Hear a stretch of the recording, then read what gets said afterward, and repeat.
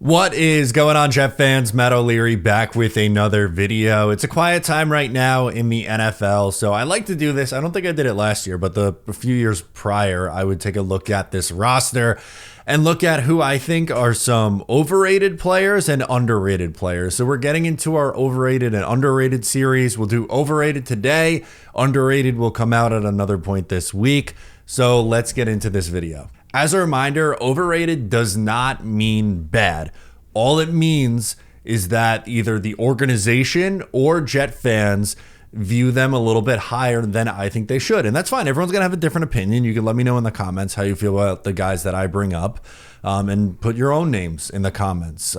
For right off the bat, I'll give you two who I'm not putting in the overrated market that tend to get put there quite often for reasons that I don't understand, but Quinnen Williams is looked at as overrated by some Jet fans. Sauce Gardner, Breece Hall. I know Breece Hall's coming off a down year, but I think the consensus has gone too far the other way, for example. So guys like that are not going to make my list. They might make your list, which is fine. Let me know if they do in the comments.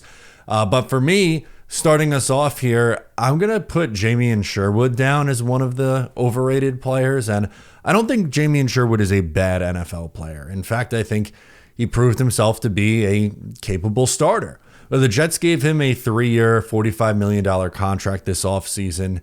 They made him for AAV, right? For just looking at the average annual value, $15 million a year, ties him for the 5th highest paid linebacker in the NFL. I understand that this is how contracts work. And, you know, the highest paid guy isn't always the best guy. It's about when they're getting paid and what the market looks like at that time. Even with that context, I don't know if I could rank Jaime Sherwood that high yet. He's coming off really a year where it was the first time we saw him as a starter in this league. He started 16 to 17 games. He finished 3rd in the NFL with 158 combined tackles, 98 solo tackles, racked up a ton, which honestly, to his credit, after being a rotational guy the first 3 years of his career, he turned into a capable NFL starter. And I'm glad the Jets brought him back. And I think there's more meat on the bone with Sherwood, but again, I'm just not convinced he's there just yet.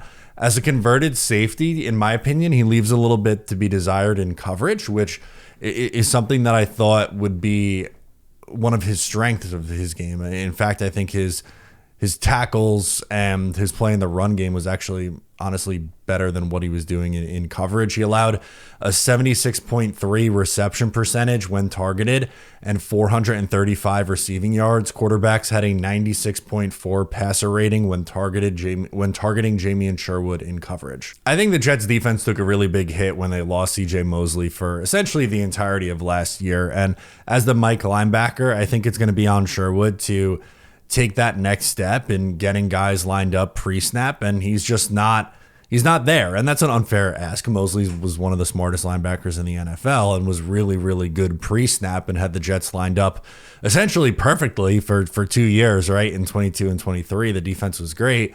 But I don't think Sherwood's ready for that just yet. And it's something I think he can get better at, right? It was only his first year as a starter, and with more experience, he should get better in that role. But that's a spot where I think he can take a step forward. I wouldn't put him in that elite tier yet. In fact, Quincy Williams, who's making only $6 million a year, I think is significantly better at this point still. I think Quincy's the best linebacker on this team. Jaime Sherwood, again, a fine starter, but I'm not putting him in that elite tier that I think, you know, some fans maybe do because of they see the number of tackles that he racked up from a year ago. Next on my list, I have a running back, and I know I said not Breece Hall, but Braylon Allen. Are we sure Isaiah Davis isn't better than Braylon Allen? I liked what I saw from Davis more so than Allen as a rookie. And like, Braylon Allen is so young. I'm not saying, you know, throw away any Braylon Allen stock that you have. He's going to be 21 years old this year. He's not a finished product, but I didn't really see a whole lot from him as in his rookie year. And I think a lot of people are just assuming he's going to be the second running back, but I don't know how much of that's a guarantee. I think he stood out to me the most in week 2. Week 2 was his best game, had 2 touchdowns, a rushing and a receiving. And then against Miami, I thought he was later in the season. I thought he was pretty productive as well. But you look at some of his numbers, only had 3.6 yards per carry. Now, I get it. Some of it's in short yardage situations, and you're not going to be setting up for, like these huge gains. But I thought for someone with his size, his yards after contact per attempt was lower than where I would have liked. So it's looking at, how many rushing attempts he has and how many yards after contact he has. And for such a bruising back, he didn't really break a ton of tackles. He ranked 36th of 57 qualified running backs with 2.86 yards after contact per carry.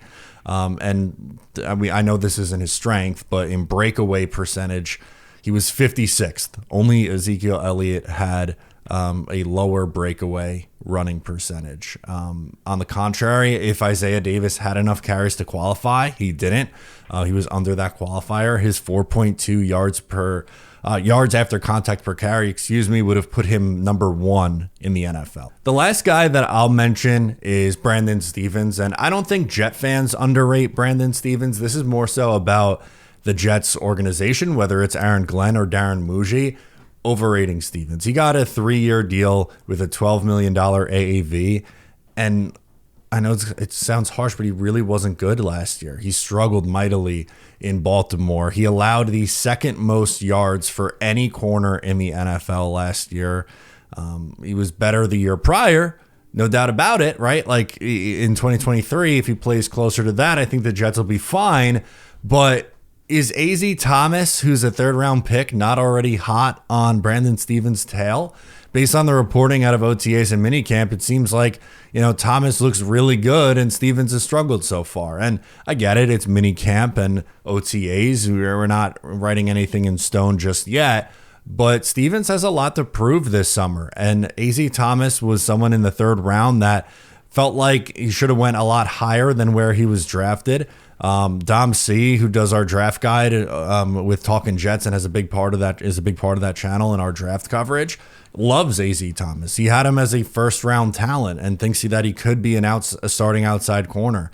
And if Stephens struggles out of the gate, it's going to be really hard to justify keeping AZ Thomas off the field. So those are some names that I wanted to mention. By this as well, like Michael Clemens, I could put on this list for the millionth year in a row, but the Jets organization, I think, overrates him. Fans don't, so I'm going to leave him off. And Leonard Taylor was another honorable mention for me. I think, he's going to make the team as a rotational player. I think similar critique to what I had to Quincy Williams earlier in his Jets tenure. A lot of splash plays, but the consistency isn't there yet. So to me, that's what I need to see Leonard Taylor improve on in year 2. I think his consistency needs to become a little bit better. And that's really it for me on this one. But let me know what you think in the comments. I'm Matt O'Leary, and I'll catch you next time.